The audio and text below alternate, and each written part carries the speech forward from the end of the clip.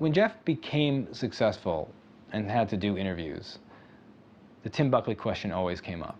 And people would always ask, how well did you know him and what was the impact of his music? And Jeff would always answer that he only met Tim once, that he knew of, that he remembered, and that's true, when he was 8. And that the music didn't have any impact on him, that he grew up listening more to you know, Led Zeppelin and sort of classic rock of the 70s, and then in the 80s he got into the Smiths and a lot of British bands at the time, the Cocteau Twins and so forth. And all that was true, but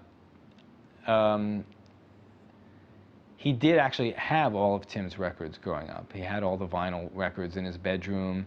When he was asked to participate in a Tim Buckley tribute concert in '91, he knew all those songs. When people would say, well, maybe we'll sing this or that, he would say, oh yeah, I knew that. Oh, let's do this song, let's do that song. So there's no question that he knew Tim's music. He liked some of it based on Jeff's journals. He loved the experimental period. He loved Lorca and Star Sailor. And it was very clear he didn't want any association between him and his father. What he was doing, he wanted to be his alone, and he didn't want anybody saying that he sounded like him or, you know, was influenced by him, but I think he was influenced by him. I don't think he could help it.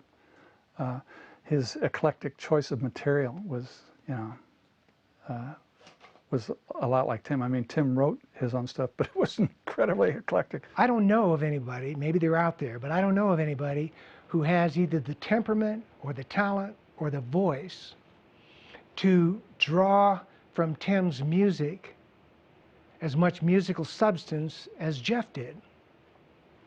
Jeff listened extensively to Tim's music. He practically memorized Tim's music, the whole of it, but especially Lorca and Star Sailor, which he praised to the skies, especially Star Sailor. Jeff has his father's pipes. That's obvious.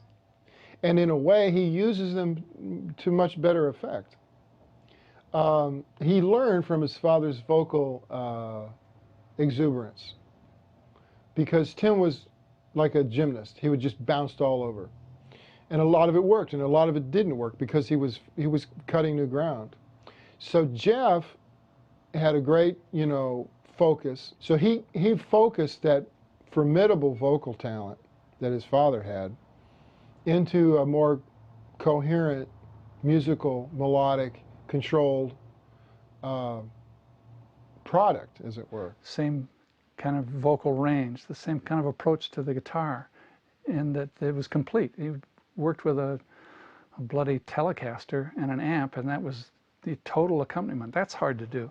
It's hard to make an electric guitar work as a solo instrument, you know, behind a vocal, and he really did it well. Tim's career was also an influence in a non-musical way. Jeff knew all about the basic trajectory of Tim's career, from reading about it in rock encyclopedias, from tracking down Tim's friends and acquaintances and picking their brains.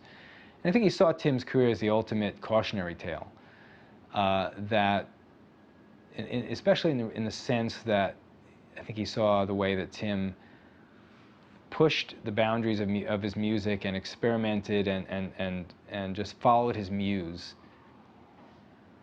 And Jeff always admired that about Tim.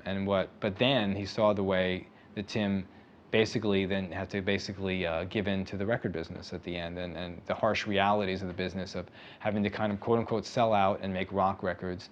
And Jeff saw where it got Tim, which was not very far. He made music that wasn't as good as his experimental period. He ended up kind of broke and embittered and died of a drug overdose. So, and I think Jeff absorbed all of that. The very first interview that Jeff Buckley ever gave was when he was in high school, and he had a little band, and his high school newspaper in Laura High School in Anaheim, California, interviewed him. And he gave a quote in there saying something like, well, we don't want to be successful really fast. We want to just work our way up, because if you become like a big hit, if you have a big hit or you're very successful right off the bat, there's nowhere to go but downhill.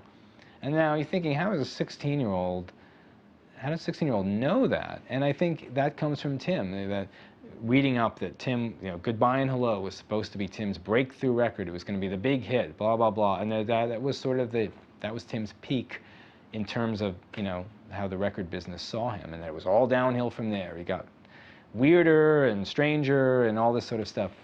And so I think Tim, what Jeff took from that was just a very wary attitude toward the music business, especially toward big major labels. He ended up signing with one, but he fought them all the way, just the way Tim did, actually, ironically. And in a way, that had a much bigger impact on him than the actual music on Tim's records.